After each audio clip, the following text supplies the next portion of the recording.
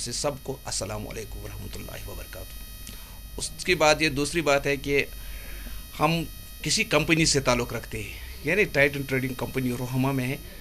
और हम कहीं भी बच्चे पढ़ा सकते थे, मगर हमने सोच लिया कि सबसे इस इलाके में, इस डिस्ट्रिक्ट में सबसे बेहतरीन स्कूल न्यू एरा है। क्योंकि जब हमने बच्ची को यहाँ डाला, हादिया हारून को, और हमने ये देख लिया खाली 8 महीने में या 10 महीने में ये देख लिया कि हमारा बच्चा फर्स्ट आ चुकी है क्लास 4th में, और फिर हमने इस प्रिंसिपल साहब को अपनी तरफ से कुछ गिफ्ट्स भी दे दिए, इसलिए दे दिए कि हम अपने बच्चों को श्रीनगर में भी पढ़ा सकते थे, मगर जो ये न्यू एरा स्कूल है इसमें इस्लामियात भी है, और जो कि हमारा बच्चा अगर डॉक्टर बन जाएगा सबसे पहले वो मुसलमान होना चाहिए। और दूसरी बात यह है, अगर हमारा बच्चा यहाँ से निकलेगा और यह कहीं भी अपने लिए नहीं बल्कि दूसरों को भी नमाज पढ़ा सकता है, क्योंकि यहाँ हिफ्ज़ भी हो जाता है। पहली बात यह है कि हमने ये सोचा कि जो ये स्कूल है, ख़ासकर हमारा जो यहाँ प्रिंसिपल साहब फयाज़ अहमद साहब है, इसने हमको इतना मोटिवेट किया है कि जब हमने इसके कहने पर यहाँ पर बच्चे छोड़े, और इतना शुक्र करते हैं हम खुदा का, उसके बाद इस स्कूल का और इन टीचर्स का, जितने भी यहाँ न्यू एरा में टीचर्स हैं, ये बच्चों को इतना प्यार देते हैं, इतना अच्छे पढ़ाते हैं, इतनी अच्छी अखलाक इनको अखलाक दिखाते हैं, और इन बच्चों के अंदर खुद अखलाक आ जाता है। और जब हमारी बच्ची घर में आ जाती है और सबसे पहले जब ये घर में पहुंचती है तो सलाम करती है, तो इतना क्या, मैं दादू हूँ इसका,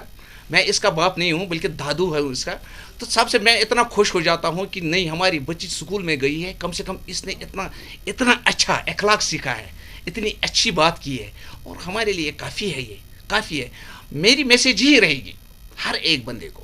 चाहे डिस्ट्रिक्ट बारामूला का रहने वाला होगा, चाहे सोपोर का रहने वाला, चाहे रफियाबाद का रहने वाला, चाहे काजियाबाद का रहने वाला, चाहे किस इलाके का रहने वाला होगा। क्या मैं बच्चे को श्रीनगर में नहीं पढ़ा सकता था? क्या हमारी बहुत बड़ी कंपनी चल रही है, हम लाखों में कमाते हैं, हमारा बच्चा तो श्रीनगर में होना चाहिए, मगर नहीं, हमने सोचा कि सबसे बेहतरीन जो स्कूल है वो न्यू एरा इस्लामिक यहाँ स्कूल है छिजामा में हमको, और हम इतने मोटिवेट हो चुके हैं, इतने हमारे दिल में इतना प्यार इनके लिए हो गया है कि ताकि हम आज भी जितने पेरेंट्स हैं, जितने इस इलाके के पेरेंट्स हैं, हम उनको यही कहते हैं, सलाह देते हैं, मशवरा देते हैं, अगर बच्चे को एडमिशन कराना होगा वो न्यू एरा में करना पड़ेगा, क्योंकि आपका बच्चा यहाँ अखलाकी बन जाएगा, आपका बच्चा यहाँ हाफिज़ करेगा, आपका बच्चा यहाँ कहीं भी जाएगा और नमाज